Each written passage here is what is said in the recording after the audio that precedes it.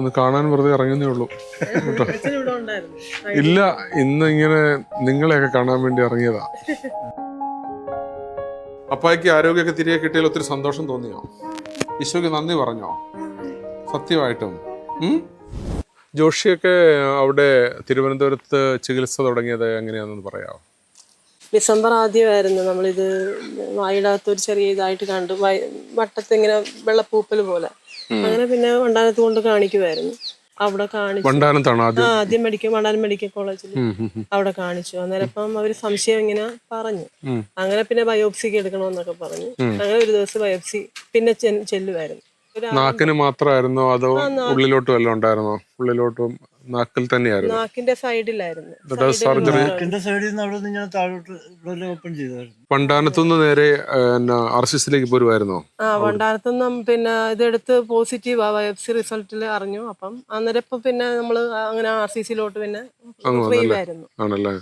അവിടെ ഏത് ഡോക്ടറാ നോക്കിക്കൊണ്ടിരുന്നേ? Doctor Nibu George. നല്ല ചികിത്സയാണോ നമുക്ക് അവിടെ കിട്ടിയൊക്കെ? നല്ല ട്രീറ്റ്മെന്റ് ആയിരുന്നു. എത്ര നാളുണ്ടായിരുന്നു അവിടെ? അവിടെയും സർജറി ആയിട്ട് ബന്ധപ്പെട്ട് നമ്മള് ഒരാഴ്ച 1.5 ആഴ്ചയോളം അവിടെ ഉണ്ടായിരുന്നു. സ്റ്റേ ചെയ്ത് പോവായിരുന്നു നമ്മള്. പിന്നെ അത് കഴിഞ്ഞ് പിന്നെ റേഡിയോ തെറാപ്പി ഉണ്ടായിരുന്നു. അത് എത്ര നാള്? 30 എണ്ണം ഉണ്ടായിരുന്നു. അതിപ്പോ അവിടെ ഒരു 1.5 മാസത്തോളം നമ്മള് അവിടെ ഉണ്ടായിരുന്നു. അങ്ങനെ ഒരു ക്യാൻസർ വന്നു, അല്ലെ ക്യാൻസർ ഒന്ന് കേട്ടു. അത് കഴിഞ്ഞിട്ട് പിന്നെ ഇപ്പൊ ഇത്രയും 4 വർഷത്തോളായിട്ടൊരു ട്രീറ്റ്മെന്റ്, അല്ലെങ്കിൽ അത് കേട്ട ഒരു സമയത്തൊക്കെ ഉണ്ടായിരുന്ന അതിനെ കുറിച്ചൊരു അനുഭവം നിങ്ങൾക്കൊന്ന് പറയാൻ പറ്റുമോ? അതായത് ക്യാൻസർ എന്ന് കേൾക്കുമ്പോൾ വളരെ പെട്ടെന്നുണ്ടാകുന്ന ഒരു ഭയപ്പാടോ അങ്ങനെ പേടിയായിരുന്നു. നമ്മൾ ആദ്യം കേൾക്കുമ്പോൾ നമുക്കറിയാമല്ലോ, ആദ്യം തൊട്ട് നമ്മൾ കൊച്ചിലെ പഠിക്കുന്ന കാലം മുതൽ ഈ ഒരു അസുഖത്തിന് ആദ്യം കാലം തൊട്ട് പറയുമ്പോൾ പേടിപ്പിക്കുന്ന ഒരു അസുഖമാണെന്നുള്ളതാണ് ആദ്യം തൊട്ട് പറഞ്ഞു കേൾക്കുന്നത്. അപ്പൊ നമ്മൾ ഇത് നമുക്ക് തന്നെ വന്നൊന്നും സത്യം പറഞ്ഞാൽ അത് അക്സെപ്റ്റ് ചെയ്യാനേ പറ്റത്തില്ല. അതുപോലെ ആയിരുന്നു. ആദ്യം ഈ ഒരു അസുഖം എന്ന് പറഞ്ഞപ്പോ തന്നെ ഭയങ്കര മനസ്സിന് ഭയങ്കര ബുദ്ധിമുട്ടും. പിന്നെ അത് കാര്യം അച്ഛന് ഈ ഒരു അസുഖം വന്നാണ് മരിച്ചത്. അപ്പം ഭയങ്കര ബുദ്ധിമുട്ടായിരുന്നു. പിന്നെ മറ്റുള്ളവര് ഈ ഒരു അസുഖം എന്ന് പറയുമ്പം അവർക്ക് ഭയങ്കര ഒരു പേടിയും അവർക്ക് ഭയങ്കര ഫീലിങ് പോലെ അതൊക്കെ കാണുമ്പോൾ ഒരു ബുദ്ധിമുട്ടുണ്ടായിരുന്നു. പിന്നെ തിരുവനന്തപുരം RCC ചെന്ന് അവിടുത്തെ ആ ഒരു ചുറ്റുപാടും സാഹചര്യവും അവിടുത്തെ പേഷ്യൻസിന്റെ ആ ഒരു വരവും കാര്യങ്ങളും ഒക്കെ കണ്ടപ്പോൾ തന്നെ നമുക്ക് ഒന്നും അല്ല എന്നുള്ള ചിന്താഗതിയായി. സത്യം പറഞ്ഞാൽ ആദ്യം അവിടെ RCC ചെന്ന് തിരിച്ചു വരുമ്പം എനിക്ക് ജീവിക്കണമെന്ന് തന്നെ ഇല്ലാത്തൊരു ഫീലിംഗായിരുന്നു. പിന്നെ കാര്യം അവർ RCCയുടെ പ്രത്യേകത എന്ന് പറയുമ്പം അവിടെ ആദ്യം ചെല്ലുമ്പോൾ തന്നെ അവർ അഡ്വാൻസ് ആയിട്ട് കാര്യങ്ങളെല്ലാം നമ്മളെ ധരിപ്പിക്കും. ഇത് എന്താണ് സംഭവം, ഇതിന്റെ ട്രീറ്റ്മെന്റും കാര്യങ്ങളും വരുമ്പോൾ ഇങ്ങനെല്ലാം സംഭവിക്കും.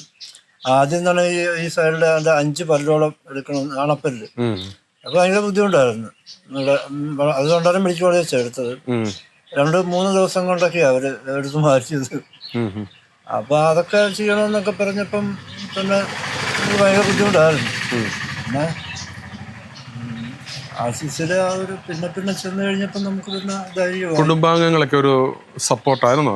നമ്മൾക്ക് ഈ ചുറ്റുപാടുള്ളവരൊക്കെ കാരണം ഇങ്ങനെയുള്ള അസുഖം വരുമ്പോൾ അതിന്റെ ഭീമമായ പണച്ചെലവ്, നമ്മുടെ വീട്ടിലെ സാഹചര്യങ്ങളെ ഒക്കെ തീർച്ചയായിട്ടും നമ്മുടെ കുടുംബത്തിലുള്ളവരൊക്കെ നമ്മൾ ഒരുപാട് ഹെൽപ്പ് ചെയ്തിട്ടുണ്ട്.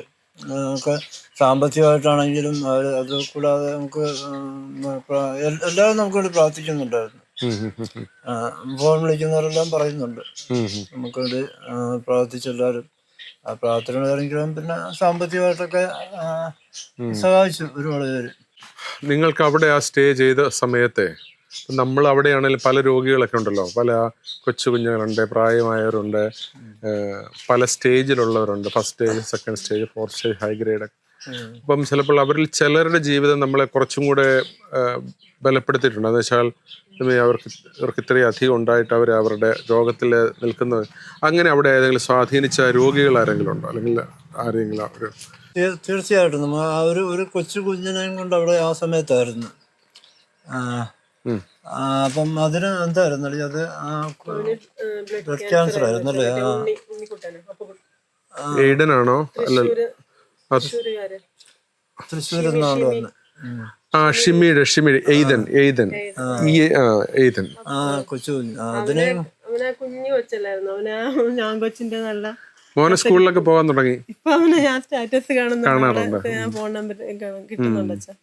അല്ല ഇപ്പൊ അവള് നല്ല, അവളന്ന് ഭയങ്കര പേടിയാണ്. അപ്പൊ നമ്മള് അത്രയും ചെറുതില് ആ ജന്മനാ തന്നെ ആ കുഞ്ഞിനെ ഉണ്ടായെന്ന് പറയുമ്പോ നമുക്കത് ഏതിന് ആദ്യ സമയത്തൊക്കെ എന്ന് പറഞ്ഞാൽ കീമോ എടുക്കുന്ന സമയത്തൊക്കെ ഏതെന്ന് പറയുന്ന കുട്ടിയുടെ മുഖം എല്ലാം വന്ന് വളരെ ഇറങ്ങിയ വീർത്തും നീർക്കെട്ട് വന്നിരിക്കുമായിരുന്നു. അപ്പം നമുക്ക് തന്നെ കാണുന്നവർക്ക് ആ കുട്ടിയുടെ അവസ്ഥ, കുട്ടി സർവൈവ് ചെയ്യുമെന്നൊക്കെ വലിയ ഭീതി ഉണ്ടായിരുന്നു. കൊച്ചു കുഞ്ഞുങ്ങളിൽ അവൻ്റെ ശരീരത്തിന് വരുന്ന മാറ്റങ്ങൾ നമ്മളെ കുറേയൊക്കെ വളരെയധികം സങ്കടപ്പെടുത്തുന്നതായിരുന്നു. അതിനെക്കുറിച്ചാണ് അല്ലെ ഇപ്പോഴത് ഓർത്തിരിക്കുന്നുണ്ടല്ലേ? പിന്നെ എല്ലാ കാര്യങ്ങളും ഓർക്കും വെച്ചാ. ഞങ്ങൾ അവിടെ നമ്മൾ കണ്ടതും കേട്ടതും എല്ലാ കാര്യങ്ങളും ഇപ്പോഴും ഓർമ്മയിലുണ്ട്. എപ്പോഴും ഇടക്കിടക്കായിട്ട് നമ്മൾ പറയുകയും ചെയ്യും ലൂർദുമാതയിലെ കാര്യങ്ങൾ. അച്ഛൻ ഓരോ പിള്ളേർക്ക് ബർത്ത്ഡേക്ക് അച്ഛൻ വിഷ് ചെയ്യുന്നതും. നമ്മളിപ്പം അതല്ല അവിടെ തന്നെ ആ ഇടവക്കാര് തന്നെ ഉണ്ടല്ലോ, എന്തെങ്കിലും നമുക്ക് ഗിഫ്റ്റ് ആയിട്ട് കേക്കൊക്കെ ഉണ്ടാക്കി കൊണ്ടുവന്ന് കൊടുക്കുന്നതും അങ്ങനെ എല്ലാവർക്കും കൊടുക്കുന്ന അവിടെയുള്ള അന്തേവാസികൾക്കെല്ലാം. പിന്നെ എല്ലാം നല്ല ഫുഡാണെങ്കിലും എല്ലാം നല്ല ഭക്ഷണം എല്ലാം തരുന്നതൊക്കെ അതുപോലെ കെയർ ചെയ്ത എല്ലാ കാര്യങ്ങളും നല്ലതായിട്ട് ശ്രദ്ധയുണ്ട്. നമുക്ക് അവിടെ വന്നതിന്റെ വലിയ ഇതായിരുന്നു, അനുഗ്രഹമായിരുന്നു.